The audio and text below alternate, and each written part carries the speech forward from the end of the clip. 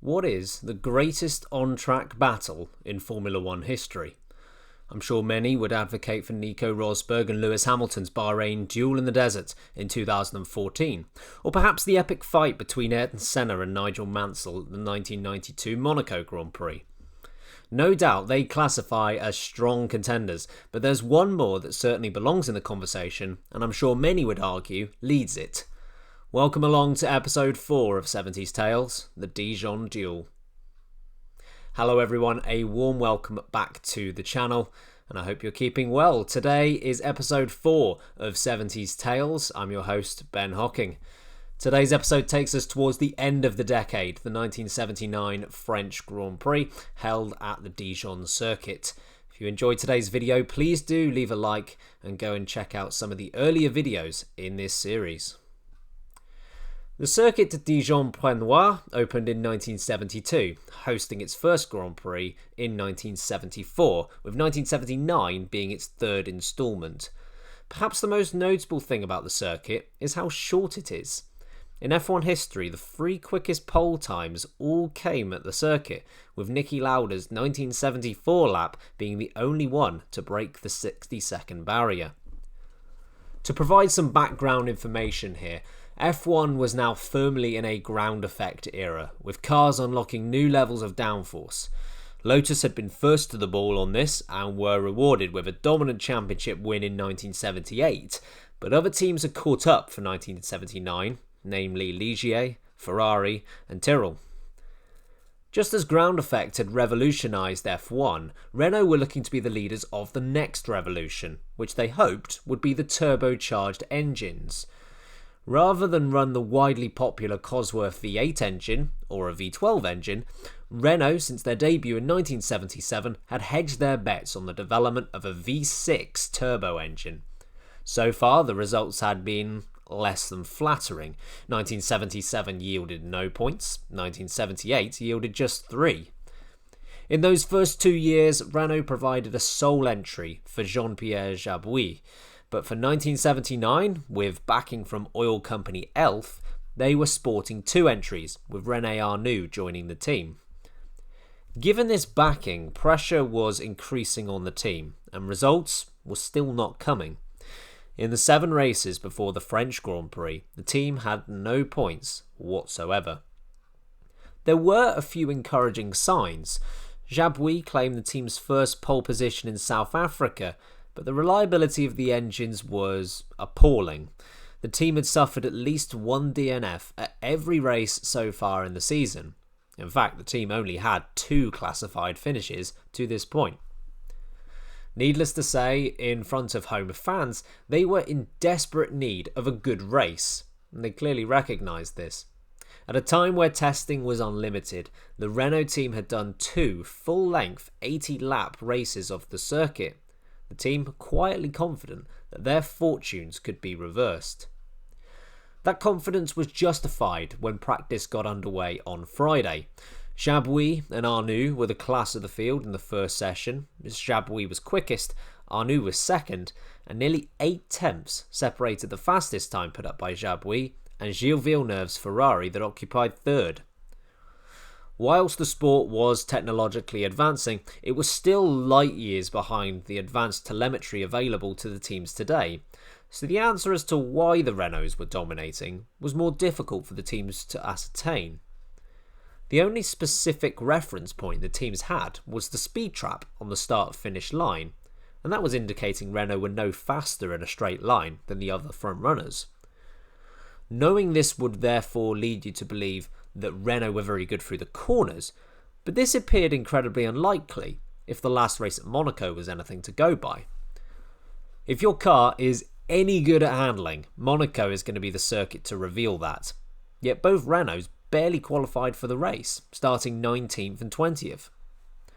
So we know it is an overall top speed, or likely cornering speed.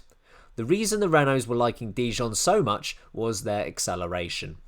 The turbocharged engine was capable of getting up to top speed much quicker than the normally aspirated engines, something that proved very handy given Dijon's characteristics. The pace of the Renaults carried through to the second session on Friday and the 2 practice sessions on Saturday. As was usually the case for Renault in those days though, absolutely nothing was plain sailing. Arnoux' engine gave up the ghost on Saturday morning, meaning he would be relying on his Friday time to qualify. It took any chance of pole position away, and with other cars starting to go quicker, it put the all-Renault front row in jeopardy. Ultimately, whilst improvements did occur throughout the field, there was only one driver who proved to be a credible threat: Gilles Villeneuve. The only driver outside the Renaults to beat the 68-second mark, Villeneuve's fastest time of a 1:07.6 was half a second faster than his championship-leading teammate Jody Scheckter, an impressive margin at any circuit, let alone at a track as short as Dijon. As mighty as the time was, it fell just short of Arnoux, meaning the Renault 1-2 had been secured, but Villeneuve was in a great position to capitalise if the turbochargers failed, as they so often did. Race day arrived in overcast conditions. Good news for the Renaults, as the turbocharged cars were suspect to high temperatures. Given this, and the overall pace of the yellow cars, Villeneuve needed an epic start to the race, and he got just that. Moving past Arnoux and then Jabouille, Villeneuve led through the first corner. Jabouille held on to second, but Arnoux had endured a terrible start, dropping to the bottom of the top 10.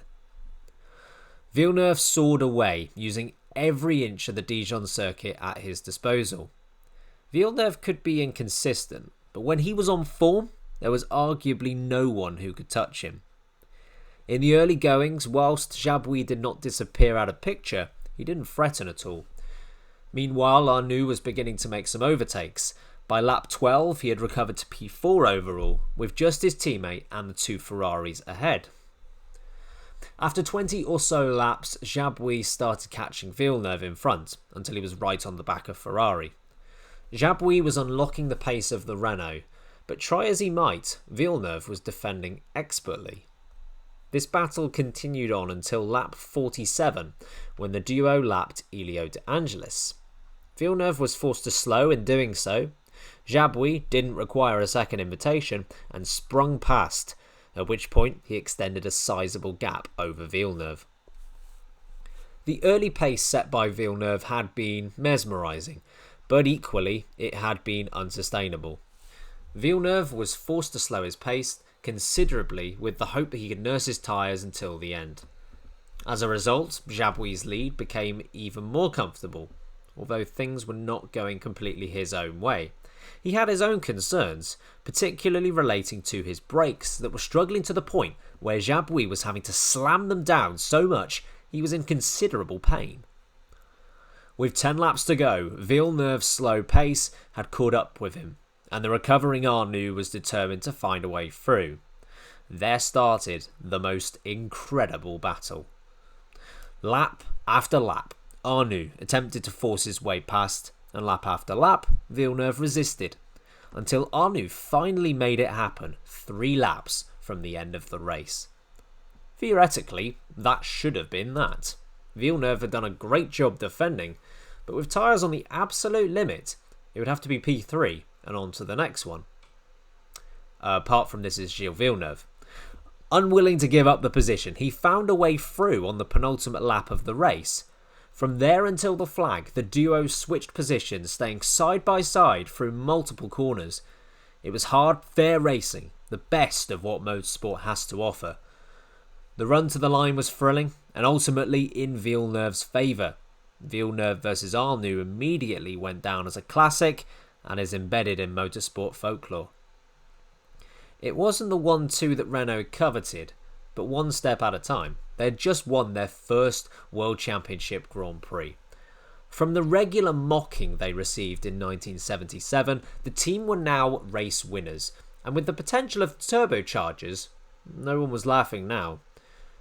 Just as F1 had recently entered the ground effect era, this win marked an important event in the ushering of a new era. Soon enough, nearly every other team on the grid would be running turbocharged V6 engines before they were eventually banned at the end of 1988. A monumental victory and a legendary wheel-to-wheel battle. There's plenty to enjoy about the 1979 French Grand Prix. Thank you so much for joining me today. I've been Ben Hocking, and remember, breaking late.